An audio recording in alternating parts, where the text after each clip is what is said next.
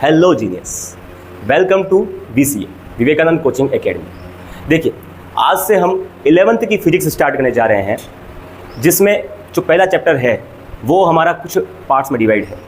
First part है हमारा physical world या भौतिक जगत। दूसरा जो पार्ट है हमारा वो है यूनिट और डायमेंशंस का, मात्रक और विमाओं का। इसी में हम एरर के बारे में पढ़ेंगे, त्रुटि के बारे में पढ़ेंगे। इसके साथ ही सिग्निफिकेंट नंबर्स, सार्थक अंक, इनके बारे में अध्ययन करेंगे। ये सारी चीज़ें अपन इस फर्स्ट चैप्टर के अंदर फिजिक्स के पढ़ेंगे 11th की। तो आज से अपन इतनी क्लासेस स्टार्ट करने जा रहे हैं 11th की। बात करते हैं हम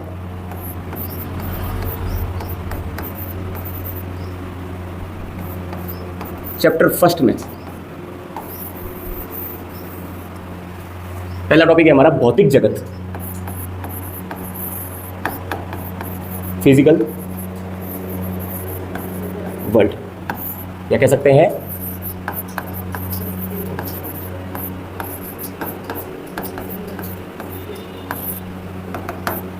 देखिए भौतिक जगत क्या है।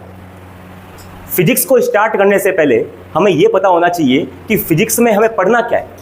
फिजिक्स सब्जेक्ट तो सब्जेक्ट क्या है। जैसे हिंदी सब्जेक्ट में हम जानते हैं कि भाई हिंदी सब्जेक्ट में जो लैंग्वेज है, लैंग्वेज का सब्जेक्ट हो गया, इंग्लिश लैंग्वेज का सब्जेक्ट हो गया, ठीक है। और अपन जैसे बायोलॉजी में अपन ना पेड़ पौधों, जीव जंतुओं के बारे में पढ़ते हैं। केमिस्ट्री में अपन केमिकल रिएक्शंस के बारे में पढ़ते हैं। तो फिजिक्स में हम पढ़ते हैं किस चीज़ के बारे में, मेन मोटिव क्या है इसका।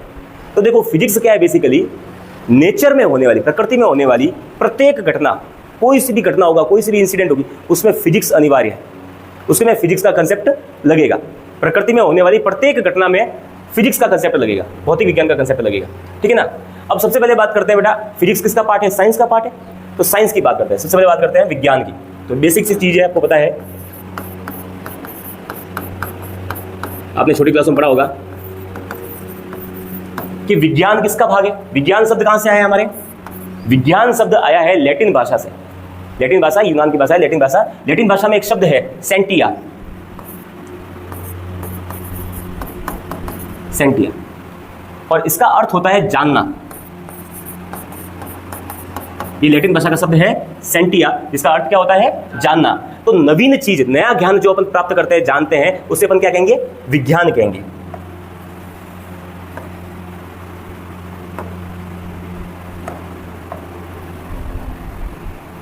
देखिए, अब विज्ञान की बेसिक परिभाषा क्या होती है। विज्ञान की परिभाषा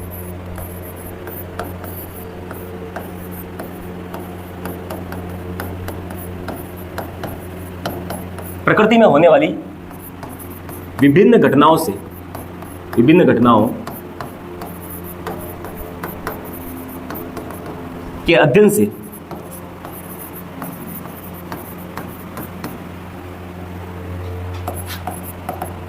प्राप्त नवीन ज्ञान क्या कहलाएगा बेटा, विज्ञान कहलाएगा।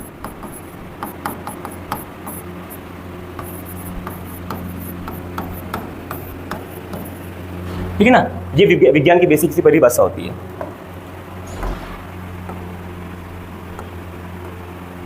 अब बात करते हैं विज्ञान की शाखाएं। विज्ञान साइंस है, साइंस भी तो बहुत सारे पार्ट्स में डिवाइड है। तो साइंस के बहुत सारे पार्ट्स हैं, जिसमें से एक पार्ट है भौतिक विज्ञान, फिजिक्स, है ना। साइंस की बात करें, विज्ञान की बात करें, ये भी हमारा कुछ पार्ट्स में डिवाइड है। फर्स्ट पार्ट अपन कह सकते हैं फिजिक्स या भौतिक विज्ञान।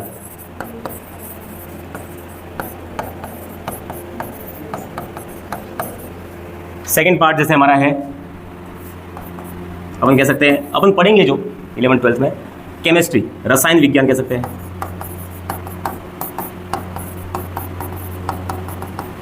या केमिस्ट्री। एक और हमारा पार्ट है जो है जीव विज्ञान,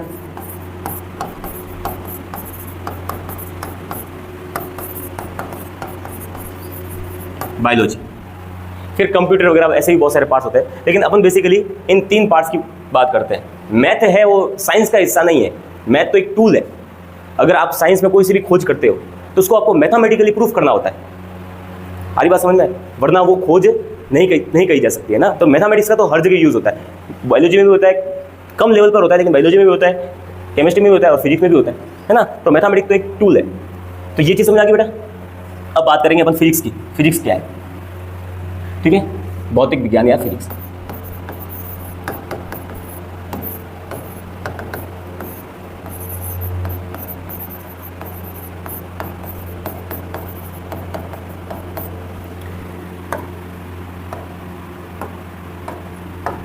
देखिए भौतिक विज्ञान क्या है हमारा, फिजिक्स की परिभाषा क्या होती है? फिजिक्स अपने प्रकृति में जो भी भौतिक घटनाएं हैं, जैसे तापमान का बढ़ना, दाब का बढ़ना, ठीक है, किसी वस्तु के वेग में परिवर्तन होना, वेग समझते हो ना, वेलोसिटी, वेग में परिवर्तन होना, दूरी है, विस्थापन है, समय है, संवेग है, द्रव्यमान हमारा भार, ठीक है, जो वेट है, जो ग्रेविटेशनल फोर्स है हमारे ऊपर, जो फोर्सेस लग रहे हैं वो सारी, ये सारी जो प्रकृति में घटनाएं हो रही है ना, वो विज्ञान जो फिजिक्स के अंदर अपन इन चीज़ों का पढ़ते हैं। ठीक है, तो फिजिक्स के भी 3 पार्ट है बेटा। फिजिक्स में अपन बेसिकली एक तो पढ़ते हैं बेटा द्रव्य के बारे में। द्रव्य साइंस की भाषा में द्रव्य बोलते हैं और साधारण भाषा में अपन बोलते हैं पदार्थ। एक तो अपन पदार्थों के बारे में पढ़ते हैं, ठोस पदार्थ है, द्रव पदार्थ है, गैस पदार्थ है, बॉस आइंस्टीन कंडेंसेट है और प्लाज्मा। ये 5 प्रकार की अवस्थाएं हैं। तो उन अवस्थाओं के बारे में, वो पदार्थ की अवस्थाएं होती है, तो ऐसे पदार्थों के बारे में अपन पढ़ते हैं। ठीक है, इंग्लिश में कहते हैं इसको मैटर। क्या कहेंगे? मैटर। दूसरा अपन पढ़ते हैं ऊर्जा के बारे में।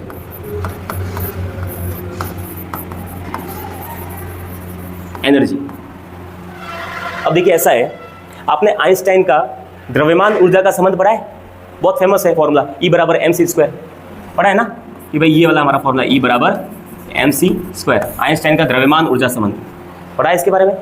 तो ये संबंध बेसिकली क्या बता रहा है? द्रव्यमान और ऊर्जा के मध्य संबंध बता रहा है। यहां पर c है ना, वो प्रकाश का वेग है और वो तो फिक्स रहता है। कितना होता है प्रकाश का वेग? कितना होता है बेटा? 3 × 10⁸ मीटर पर सेकेंड, है ना। तो c है जो प्रकाश का वेग है, वो 3 × 10⁸ मीटर पर सेकेंड रहता है, वो तुम्हारा फिक्स रहेगा। तो यहां पर जो ये E है एनर्जी, ये किस पर डिपेंड करेगी? मास पर डिपेंड करेगी। किस पर डिपेंड करेगी? तो E है एनर्जी है, वो प्रोपोर्शनल हो जाएगी मास के, वो मास पर डिपेंड करेगी। मतलब कहने का मतलब ये है कि प्रत्येक वस्तु का अपना द्रव्यमान, मास क्या है? द्रव्यमान। द्रव्यमान क्या चीज होती है? द्रव्यमान बेटा है ना बेसिकली, अगर आपके पास में कोई सी भी वस्तु है, उस वस्तु का वह भार उस वस्तु के ऊपर किसी भी तरह का कोई बल नहीं लग रहा है। ठीक है, बाह्य बल की अनुपस्थिति में किसी भी तरह का उसके ऊपर ना तो वायुमंडलीय दाब लग रहा है, ना उसके ऊपर गुरुत्वाकर्षण बल लग रहा है, वो निर्वात में वस्तु उपस्थित है ना, उस निर्वात में जो उपस्थित वस्तु है, उस वस्तु का जो भार होगा वो हमारा क्या कहलाएगा? द्रव्यमान कहलाएगा। वास्तविक भार, वास्तविक मान, इसका क्या कहलाता है बेटा? द्रव्यमान। और वो बेटा ऊर्जा के रूप में निहित होता है। आपने जिम वाला बंदा देखा है? जिम में जाते हैं, एक्सरसाइज करते हैं, बहुत ज़्यादा एक्सरसाइज करते हैं, पसीना निकलता है, और एक्सरसाइज करने से क्या होता है? हमारा वेट कम होता है कि नहीं होता? तो वेट कम हो रहा है, तो बेसिकली जो हमारा जो वेट था, ठीक है, उस अगर अपन बाहर से कोई बाह्य बल हटा दे तो बेसिकली वो क्या है? द्रव्यमान ही है। गुरुत्वाकर्षण बल उसके ऊपर से हटा दे तो द्रव्यमान ही होगा। तो वो द्रव्यमान है, वो क्या हो रहा है बेटा? एनर्जी की फॉर्म में निकल रहा है हमारे शरीर से, पसीना निकलता है, एनर्जी की फॉर्म में निकल रहा है। तो हमारा अंदर का जो पूरा द्रव्यमान है वो एनर्जी के रूप में ना संचित है। इसको अपन बोलते हैं द्रव्यमान ऊर्जा का संबंध। अगर किसी के द्रव्यमान में कमी होती है तो वो ऊर्जा है ना अपने अंदर से उत्सर्जित करेगा। आ रही बात समझ में? वो द्रव्यमान है, वो ऊर्जा के रूप में चला जाता है। इसको अपन आगे भी पढ़ेंगे, न्यूक्लियर फिजिक्स में इसको डिटेल से पढ़ते हैं, द्रव्यमान ऊर्जा संबंध। तो यहाँ पर बेसिकली फिजिक्स के अंदर अपन पदार्थ मतलब क्या हो गया? द्रव्यमान, प्रत्येक पदार्थ का द्रव्यमान तो होता ही है, पदार्थ हो गया, और ऊर्जा, और इनके बीच में होने वाली जो रिएक्शंस है, इंट्रैक्शंस है, उनके बारे में, अन्योन्य क्रियाओं के बारे में अध्ययन करेंगे। पदार्थ हो गया, ऊर्जा हो गई, और इनके मध्य होने वाली अन्योन्य क्रियाएं।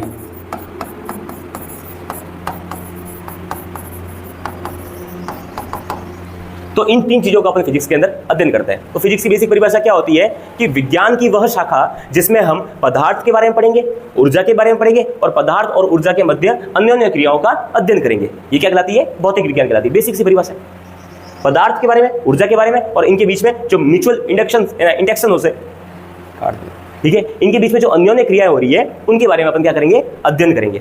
बात समझ आई? आगे बढ़ते हैं। चलिए, ये तो फिजिक्स के बारे में सर अपन ने मोटा मोटा जान लिया। अब फिजिक्स है वो भी 2 पार्ट्स में डिवाइड है।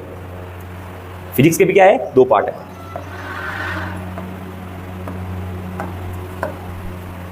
भौतिक विज्ञान की बात करें, फिजिक्स की बात करें, इसके भी 2 पार्ट है। एक आता है हमारा मैक्रो फिजिक्स, स्थूल भौतिकी,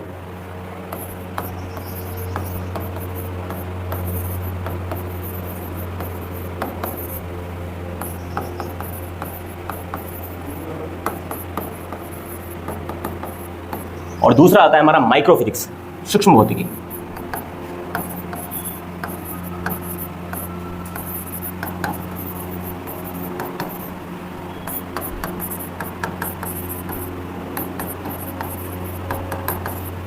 माइक्रो फिजिक्स दो तरह की फिजिक्स है।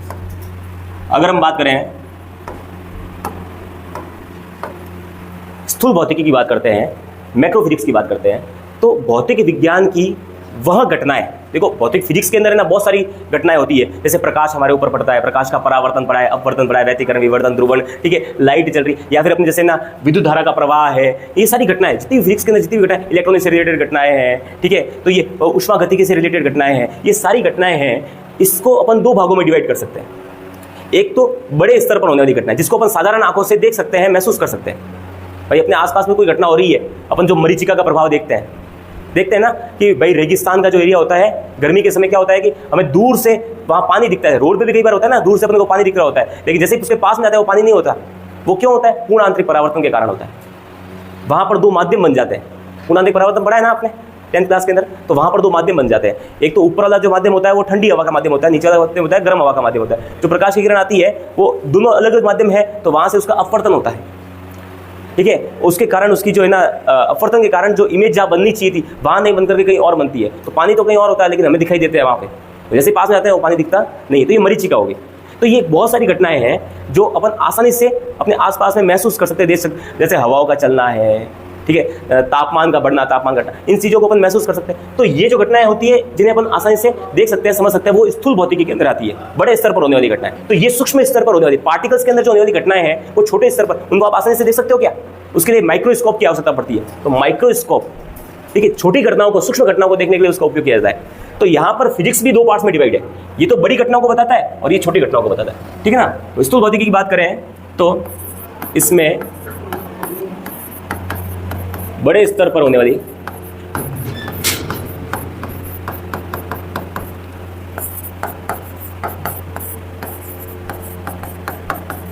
घटनाओं का अध्ययन किया जाता है।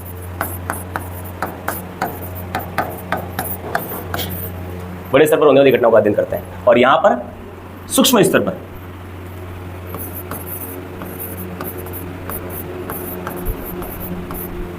या ऐसी घटनाएं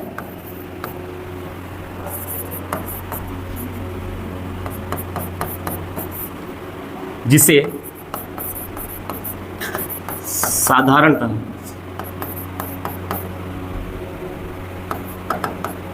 नहीं देखा जा सकता,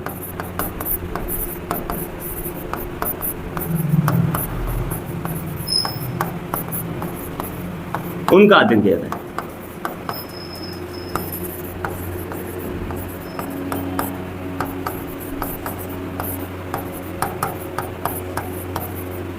ठीक है ना, यहां तक कोई दिक्कत किसी को?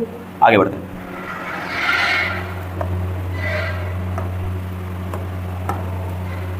पहले बात करते हैं मैक्रो फिजिक्स की।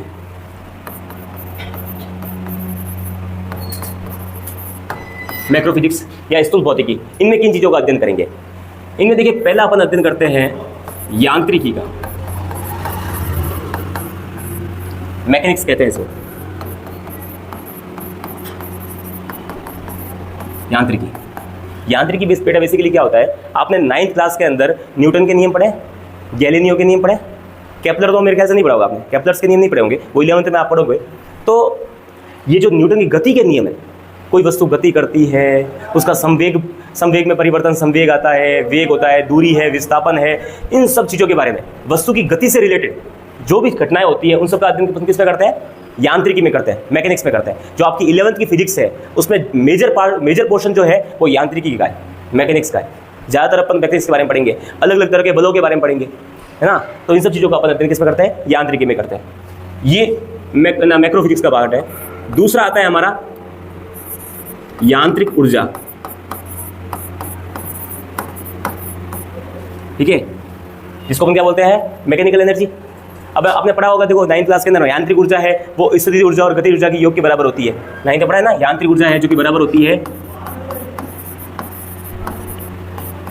स्थितिज ऊर्जा प्लस में गतिज ऊर्जा। इंग्लिश में कहते हैं मैकेनिकल एनर्जी किसके बराबर होती है, स्टैटिकल एनर्जी और काइनेटिक एनर्जी के बराबर होती है।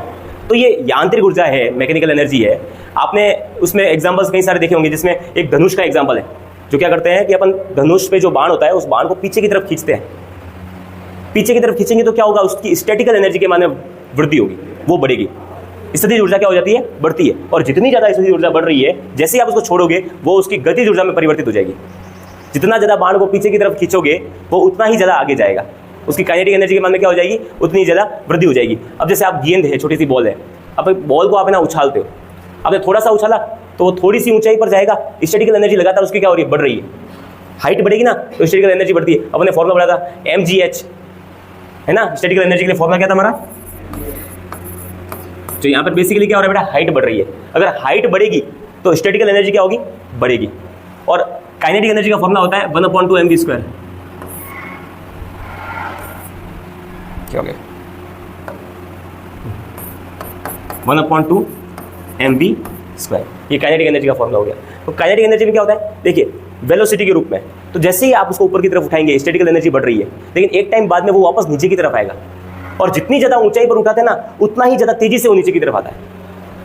तो स्टैटिकल एनर्जी का मान बढ़ता है, वो सारा मान है ना, जैसे एक टाइम बाद में जैसे यहाँ तक इस ऊंचाई तक पहुँच गई गेंद, उसके बाद वो लगातार नीचे की तरफ आएगी, तो सारी स्टैटिकल एनर्जी काइनेटिक एनर्जी के रूप में चली जाएगी।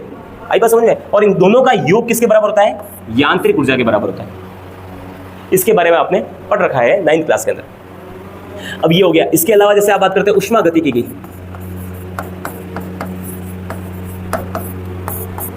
थर्मोडायनेमिक्स। उष्मागतिकी में क्या होता है, उच्च ताप से निम्न ताप की ओर उष्मा का प्रवाह होता है। यहीं पर अपन उष्मा इंजन के बारे में पढ़ते हैं, हीट इंजन के बारे में पढ़ते हैं, ठीक है, कार्नो इंजन के बारे में, ये 11th में अपन पढ़ेंगे इस चीज़ के बारे में। तो ये उष्मागतिकी भी किसका भाग है, मैक्रोफिजिक्स का पार्ट है। ये सारी चीज़ें अपन डिटेल से यहाँ पर पढ़ेंगे। इसके अलावा अपन किसके बारे में बात करते हैं, वैद्युतिकी की, इलेक्ट्रॉनिक्स की बात करते हैं। जितनी भी इलेक्ट्रिक चीज़ें हैं, आप देखो पंखा है, ट्यूबलाइट है, ठीक है ना, आपका मोबाइल फ़ोन है, ये सारी किसके ऊपर डिपेंड करती है, इसका कंसेप्ट क्या है, इलेक्ट्रॉनिक्स का कंसेप्ट है ना। विद्युत धारा प्रवाहित, आपने विद्युत धारा का चैप्टर पढ़ा है ना, इलेक्ट्रिक करंट का आपने चैप्टर पढ़ा है 10th क्लास के अंदर। वो सारा क्या है, वैद्युतिकी का पार्ट है, इलेक्ट्रॉनिक्स का पार्ट है। उसका अपन ये 12th के अंदर आएगा हमारा, इसका अपन 12th मेथड में। ये सारा 11th का पोर्शन है, ये भी 11th का है, ये भी 11th का है, और ये भी 11th का, ये 11th का पोर्शन है, लेकिन ये क्या है हमारा 12th का पोर्शन है, ठीक है। ये सारी चीज़ें पढ़ेंगे। अब इसके बाद अपन बात करते हैं माइक्रोफिजिक्स की।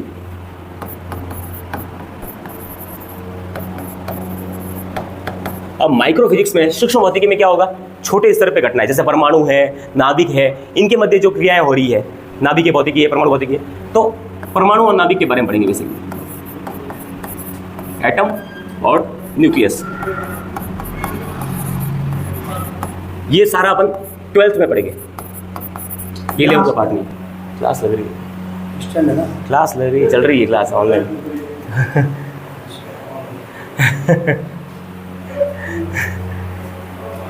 ठीक है, अब स्टार्ट करना पड़ेगा। हाँ, तो ये सारा जो पार्ट है अपन, परमाणु और नाभिक है, ये सारा पार्ट अपन कहाँ पढ़ेंगे, 12th में पढ़ेंगे।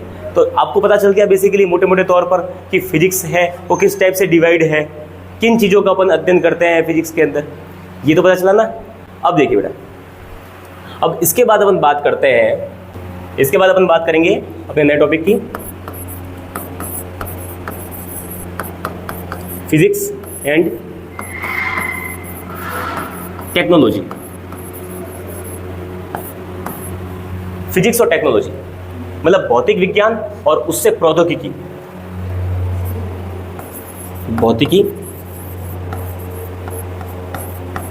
एवं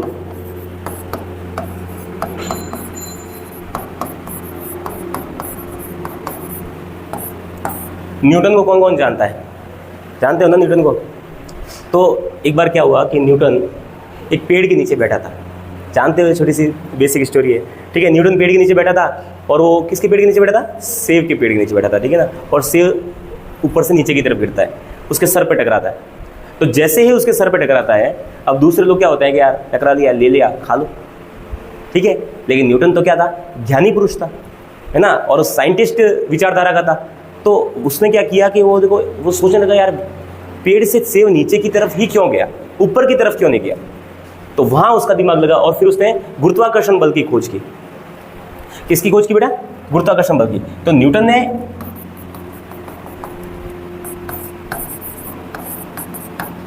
ग्रेविटेशनल फोर्स की खोज की, गुरुत्वाकर्षण बल की खोज की।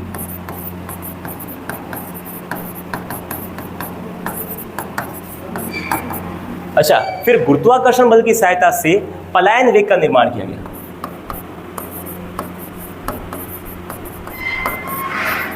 पलायन वेग क्या होता है कि पृथ्वी की सतह से बाहर निकलने के लिए, अंतरिक्ष में जाने के लिए हमें जितने वेग की आवश्यकता पड़ेगी वो हमारा पलायन वेग होता है। कितना होता है? 11.2 किलोमीटर पर सेकेंड, ये पलायन वेग होता है हमारा। तो पलायन वेग की उसने खोज की। अच्छा, पलायन वेग की सहायता से हमें ये पता चला कि हमें अपने जो रॉकेट है, रॉकेट्स के अंदर कितनी वेलोसिटी की जरूरत पड़ेगी।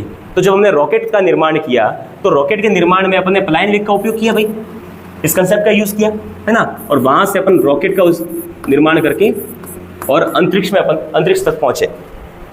तो ये सारी चीजें, तो एक बेसिक से फॉर्मूले से गुरुत्वाकर्षण बल की सहायता से अपन पलायन वेग का निर्माण किया और पलायन वेग का यूज अपन ने रॉकेट साइंस के अंदर किया। तो यही हमारा फिजिक्स और प्रौद्योगिकी है। फिजिक्स के बेसिक कंसेप्ट है, उन कंसेप्ट का अपन यूज करते हैं और उसको प्रौद्योगिकी में रूपांतरित करते हैं। जैसे फॉर एग्जांपल, अब सूर्य से जो प्रकाश आता है ना, अपन कहते हैं लाइट आ रही है, वो लाइट बेटा बेसिकली आती है इलेक्ट्रोमैग्नेटिक वेव्स के रूप में आती है, विद्युत चुंबकीय तरंगों के रूप में आती है।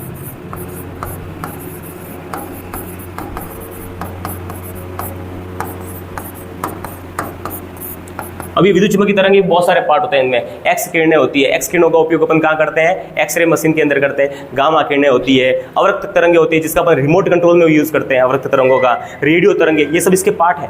रेडियो तरंगे होती है, रेडियो तरंगे जो अपने रेडियो और टीवी वगैरह होते हैं ना, टीवी है, सैटेलाइट है, मोबाइल, ये माइक्रोवेव्स का उपयोग अपन रडार कम्युनिकेशन वगैरह में इनमें करते हैं। ठीक है, तो ये विद्युत चुंबकीय तरंगे अपन फोन से, मोबाइल से यहाँ बैठे हैं और कहीं और पूरे ना दुनिया में कहीं भी आपको बात करनी है तो आप इजीली बात कर सकते हो, वीडियो कॉलिंग में बात कर सकते हो, कुछ भी कर सकते हो। ठीक है ना, तो वो सारी चीजें, तो ये एक विद्युत चुंबकीय तरंगों का कंसेप्ट, इस कंसेप्ट की सहायता से आपने क्या कर दिए, ठीक है ना, टीवी, रेडियो,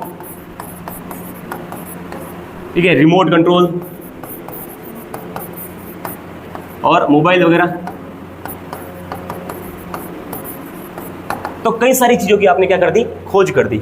तो यही भौतिक विज्ञान का एक छोटे से कंसेप्ट से आप क्या कर सकते हो, उसको टेक्नोलॉजी में रूपांतरित कर सकते हो। ये टॉपिक ये बता रहा है। ठीक है, आगे बढ़ते हैं। अब इसके बाद अपन बात करते हैं फिजिक्स के कुछ फंडामेंटल बल्स के बारे में, फोर्सेस के बारे में। ठीक है, एक फंडामेंटल मतलब एक कुछ 4 फोर्स है फिजिक्स के अंदर, जिसके ऊपर बाकी सारे जितने भी फोर्स है वो सारे उसके ऊपर डिपेंड करते हैं। उन 4 फोर्सेस की बात करते हैं, फंडामेंटल फोर्स की बात करते हैं।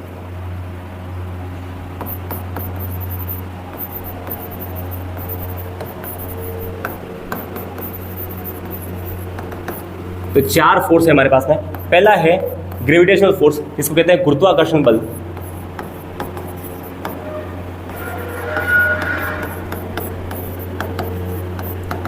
गुरुत्वाकर्षण बल जानते हैं, आपने छोटी क्लास में पढ़ा है। गुरुत्वाकर्षण बल क्या होता है बेसिकली? क्या होता है गुरुत्वाकर्षण बल? हमारे पास में जैसे मान लिया 2 पिंड है, एक का द्रव्यमान m1 है, दूसरे का द्रव्यमान है m2। इसके बीच की डिस्टेंस हमने मान ली थी स्मॉल r डिस्टेंस। ये स्मॉल r डिस्टेंस पर 2 पिंड हमारे उपस्थित हैं। तो इनके बीच में जो लगने वाला अट्रैक्शन फोर्स है, कोई से भी पिंड ब्रह्मांड में उपस्थित प्रत्येक पिंड अपने आसपास की दूसरे पिंडों को अपनी तरफ आकर्षित करता है, और ये आकर्षण का गुण है, यही हमारा गुरुत्वाकर्षण बल कहलाता है। जैसे पृथ्वी हमें आकर्षित करती है, हम पृथ्वी के आसपास में देखो, हम भी किसी को आकर्षित कर सकते हैं, लेकिन हमारा द्रव्यमान इतना नहीं है। द्रव्यमान आपका बहुत ज़्यादा होना चाहिए, तब जाकर के। पृथ्वी का द्रव्यमान कितना है? 6 × 10⁻24 किलोग्राम। 10⁻24 किलोग्राम में कितना द्रव्यमान है? अपना इतना द्रव्यमान है क्या? तो पृथ्वी का द्रव्यमान इतना ज़्यादा है, इसलिए अपने आसपास की वस्तु को आसानी से आकर्षित कर लेती है, लेकिन हम आकर्षित नहीं कर पाते हैं। ठीक है, चंद्रमा है, वो पृथ्वी की तुलना में कम ना गुरुत्वाकर्षण बल को बताता है, क्योंकि चंद्रमा का द्रव्यमान कम है, सूर्य का ज़्यादा है। तो सूर्य तो पूरे सौरमंडल को अपनी तरफ, मतलब सौरमंडल उसके चारों तरफ परिक्रमा क्यों करता है? सूर्य के चारों ओर गुरुत्वाकर्षण बल की सहायता से ही कर पाता है। पृथ्वी है, वो सूर्य के चारों ओर चक्कर लगा रही है, क्यों लगा रही है? ग्रेविटेशनल फोर्स के कारण लगा रही है, गुरुत्वाकर्षण बल के कारण लगाती है। ठीक है ना, ये चीज़ है। तो गुरुत्वाकर्षण बल की बात करें तो 2 हमारे पास में जैसे मान लिया पिंड है, इन दोनों पिंडों का द्रव्यमान, एक का पिंड द्रव्यमान है m1 और दूसरे का है m2, और इनके बीच की डिस्टेंस अपन ने स्मॉल r ले ली। तो इनके बीच में लगने वाला जो गुरुत्वाकर्षण बल होगा, ग्रेविटेशन फोर्स होगा Fg, वो इन पिंडों के द्रव्यमान के गुणनफल के समानुपाती होता है। आपने छोटी क्लास में पढ़ा है ना इसके बारे में। इसके साथ ही इनके जो बीच की डिस्टेंस है इसके वर्ग के क्या होगा, ये व्युत्क्रमानुपाती होगा। इसके बीच की जो डिस्टेंस है इसका स्क्वायर कर दो और उसके एंटी प्रोपोर्शनल होगा। ठीक है, तो यहां से हमारा जो फॉर्मूला निकलता है वो क्या निकलता है, फॉर्मूला कि एफ जी, अब दोनों साथ में ले लेते हैं, m1 m2 अपॉन में r का स्क्वायर। कोई दिक्कत यहाँ तक किसी को? अच्छा, अब ये जो समानुपाती का चिन्ह है इसको हटा दें, बराबर का चिन्ह लगा दें, तो समानुपाती नियतांक लिखा है जिसको अपन कैपिटल जी से बताते हैं, जो गुरुत्वीय नियतांक कहलाता है। इस प्रकार से हमारा गुरुत्वाकर्षण बल का निर्माण होता है, ग्रेविटेशनल फोर्स होता है जी। इसका मान होता है 6.67 × 10⁻⁻11। विमान मात्रा किसका क्या होगा, न्यूटन मीटर स्क्वायर अपॉन में किलोग्राम का स्क्वायर। बता दूंगा कैसे निकालते हैं ये सारी चीजें, ठीक है ना। अपन को अभी ऊपर ऊपर से पढ़ना है, ये आपने 9th क्लास में पढ़ा हुआ है इस चीज के बारे में, ग्रेविटेशनल फोर्स के बारे में, ठीक है। एक तो ये हमारा फंडामेंटल फोर्स हो गया, पहला फोर्स तो सर ये हो गया। अच्छा, दूसरा फोर्स सर क्या है हमारे पास में, दूसरा फोर्स है हमारे पास में इलेक्ट्रोमैग्नेटिक फोर्स, विद्युत चुंबकीय बल।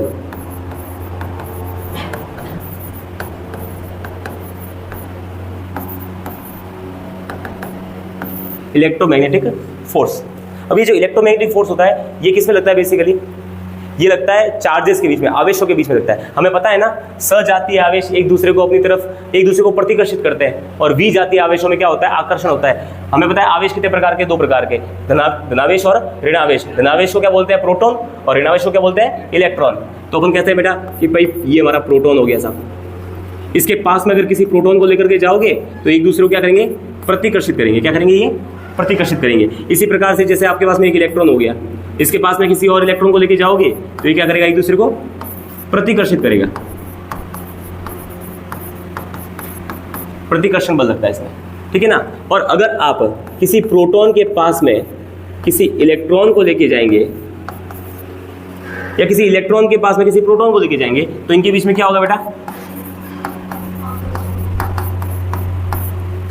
तो यहां पर देखिए समान प्रकृति के जो आवेश हैं इनके बीच में तो क्या लगता है बेटा, प्रतिकर्षण, और विपरीत प्रकृति के आवेशों के बीच में क्या लगता है, आकर्षण। इसके साथ में आपने पढ़ा था कि अगर आप किसी आवेश को, चार्ज को मोशन कराते हैं, गति करवाते हैं, तो गति कराएंगे तो उसके चारों ओर विद्युत क्षेत्र, चुंबकीय क्षेत्र उत्पन्न होता है ना। और अगर त्वरित गति कराते हैं तो विद्युत चुंबकीय तरंगें उत्पन्न होती है। तो इन सब चीजों के बारे में अपन पढ़ चुके हैं, ठीक है। तो ये हमारा दूसरा फोर्स हो गया, विद्युत चुंबकीय बल। इसको डिटेल से अपन 12th में पढ़ेंगे, ठीक है। इसके बाद अपन बात करते हैं तीसरे फोर्स की, जो कि हमारा प्रबल नाभिकीय बल।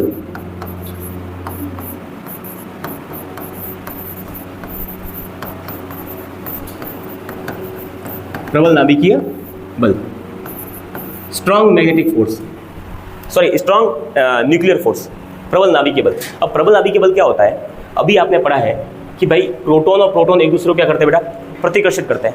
तो फिर हमारे पास में जो परमाणु होता है, ये हमारा जैसे परमाणु है, इस परमाणु के अंदर क्या है, हमारे पास में नाभिक उपस्थित है। ये हमारा क्या होता है, नाभिक होता है ना। और हम जानते हैं कि नाभिक के अंदर क्या होते हैं, प्रोटॉन और न्यूट्रॉन होते हैं। तो नाभिक के अंदर क्या है बेटा, प्रोटॉन भी है और न्यूट्रॉन भी है। न्यूट्रॉन को इस तरह से लिखते हैं। तो न्यूट्रॉन तो उदासीन प्रकृति का होता है, इसका तो कोई आवेश ही नहीं है, इसलिए इसको आवेश लेते ही नहीं है, चार्ज बोलते ही नहीं है इसको। अपन चार्ज किसको बोलते हैं, प्रोटॉन और इलेक्ट्रॉन को बोलते हैं। तो ये चार्ज है ही नहीं, न्यूट्रॉन क्या है, आवेश है ही नहीं, तो इसको अपन आवेश नहीं देंगे। तो अब यहाँ पर हमारे पास में क्या है, प्रोटॉन, प्रोटॉन, सारे प्रोटॉन प्रोटॉन प्रोटॉन उपस्थित है यहाँ पे। रदरफोर्ड ने क्या कहा था कि नाभिक, परमाणु का संपूर्ण आवेश उसके नाभिक के अंदर उपस्थित होता है। जितना भी पॉजिटिव चार्ज है ना, वो सारा नाभिक के अंदर होगा, ये रदरफोर्ड ने कहा था। यहाँ पर जो प्रोटॉन प्रोटॉन है, अब बताओ बेटा विद्युत चुंबकीय बल के हिसाब से तो क्या है, इनके बीच में क्या लगना चाहिए, प्रतिकर्षण बल लगना चाहिए। प्रतिकर्षण बल लगेगा तो एक प्रोटॉन तो इधर निकल जाएगा, दूसरा सब टूट जाएगा नाभिक तो। लेकिन नाभिक कभी टूटता है क्या, बहुत ज़्यादा स्ट्रॉन्ग होता है, वो टूटता नहीं है। तोड़ा जाता है उसको भी, लेकिन अलग तरीके से, वो टूटता नहीं है इतना आसानी से, ठीक है। तो टूटता नहीं है, तो क्यों नहीं टूट पा रहा है, क्योंकि उस पर क्या लग रहा है बेटा, प्रबल नाभिकीय बल लग रहा है। प्रबल नाभिकीय बल नाभिक को बांधे रखने के लिए आवश्यक है। जिस प्रकार से कक्षा के अंदर शैतान बच्चे होते हैं, वो शैतान बच्चे हैं, उनको अगर क्लास के अंदर आप भर दो तो वो बातें करते रहेंगे, लड़ाई झगड़ा करते रहेंगे, ठीक है, कोई किधर भागेगा कोई किधर भागेगा। लेकिन जैसे ही टीचर आ गया सब साइलेंट, होता है कि नहीं होता। तो टीचर क्या लगाता है, प्रबल नाभिकीय बल लगाता है प्रोटोनों को बांधे रखने के लिए। तो ये तीसरा हमारा फोर्स हो गया। इसके साथ ही अपन अंतिम फोर्स की बात करते हैं, चौथा और आखिरी फोर्स हमारा दुर्बल नाभिकीय बल।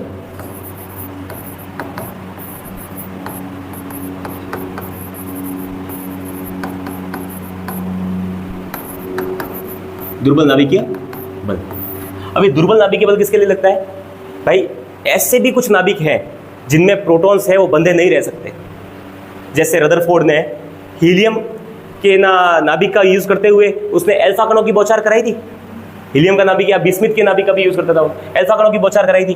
तो जो अल्फा कणों की बौछार कराई थी, आपको पता है अल्फा कण है वो कितने प्रोटॉन से बना हुआ है? अल्फा कण बेसिकली 2 प्रोटॉनों से मिलकर के बनता है। 2 प्रोटॉन अगर मिल जाए तो एक अल्फा कण का निर्माण करते हैं, और उन अल्फा कणों की वो बौछार कराता था, ठीक है ना। तो यहां पर देखिए हीलियम नाभिक हुआ, थोरियम है, यूरेनियम है, तो ऐसे रेडियो एक्टिव पदार्थ होते हैं। क्या होता है बेटा? Radio active.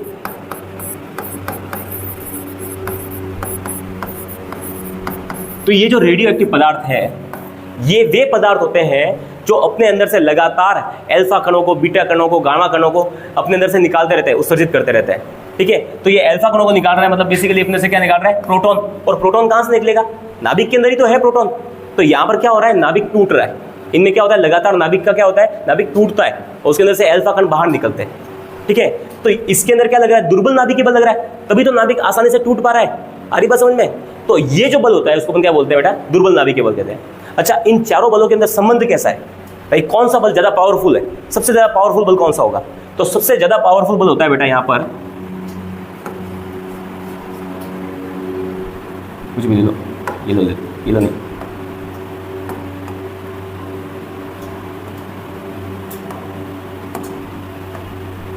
ठीक है ना। सबसे ज्यादा पावरफुल बल कौन सा होता है? सबसे ज्यादा पावरफुल बल होता है हमारे पास में प्रबल नाभिकीय बल।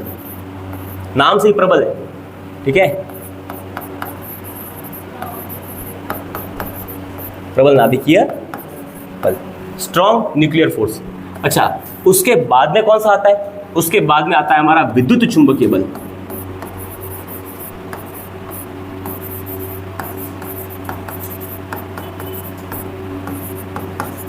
Electromagnetic force. अच्छा, इसके बाद हमारा कौन सा आता है? दुर्बल नाभिकीय बल।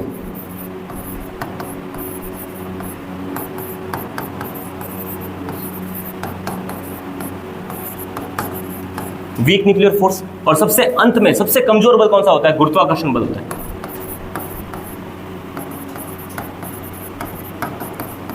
गुरुत्वाकर्षण बल हमारा सबसे कमजोर बल होता है, ठीक है। अच्छा, अगर प्रबल नाभिकीय बल हमारा 1 है तो विद्युत चुंबकीय बल होगा ना, वो इसका 100वां भाग होगा। बट्टे में 100 कर दो, इसका 100वां भाग होगा। या फिर इसको क्या कह सकते हैं? 10 की घात माइनस का 2 होगा। 10 की घात 2 कर देंगे, ऊपर जाएगा तो 10 की घात माइनस का 2 हो गया। तो प्रबल नाभिकीय बल से विद्युत चुंबकीय बल है वो 100 भाग कम होता है, इसका 100वां भाग होता है। और दुर्बल नाभिकीय बल है, ये प्रबल नाभिकीय बल से क्या होता है? इसका 1000वां भाग होता है दुर्बल नाभिकीय बल, प्रबल नाभिकीय बल का। तो 10 की घात माइनस का 3 आ जाएगा। और गुरुत्वाकर्षण बल, आप विश्वास नहीं मानोगे, इतना कम होता है कि गुरुत्वाकर्षण बल प्रबल नाभिकीय बल से 10 की घात 38वां भाग होता है। 10 की घात 38वां भाग होगा प्रबल नाभिकीय बल का गुरुत्वाकर्षण बल। तो 10 की घात माइनस का 38 आ जाएगा, इतना कम होता है। तो ये इनके बीच में अंतर होता है। सबसे ज्यादा स्ट्रॉन्ग कौन सा है? प्रबल नाभिकीय बल, उसके बाद में विद्युत चुंबकीय बल, उसके बाद में दुर्बल नाभिकीय बल, और फिर अंत में आता है गुरुत्वाकर्षण बल। तो इस प्रकार से अपन बेसिकली फिजिक्स के बेसिक को अपन पढ़ते हैं कि भौतिक विज्ञान है, उसमें अपन पढ़ेंगे किन किन चीज़ों के बारे में, ठीक है। इससे कभी भी क्वेश्चंस ना तो बोर्ड्स में आते हैं, ना तुम्हारे 11th के अंदर जो होते हैं हाफ ईयरली जो भी है ईयरली उसमें भी नहीं आएंगे, IIT JEE वगैरह किसी में भी इसमें से क्वेश्चन नहीं आता है। ये बस ये बताने के लिए, ये चैप्टर से ये बताने के लिए है कि आप बेसिकली पढ़ोगे किस चीज़ के बारे में, है ना। ये सारी चीज़ें बेसिक ध्यान को आपको बताने के लिए है। तो आज अपन इतना ही पढ़ेंगे। कल अपना नया चैप्टर, नया टॉपिक अपन स्टार्ट करेंगे जो कि है मात्रक और विमाय, यूनिट और डायमेंशंस, उसके बारे में बात करेंगे। तो आज के लिए इतना ही। Thank you, have a nice day.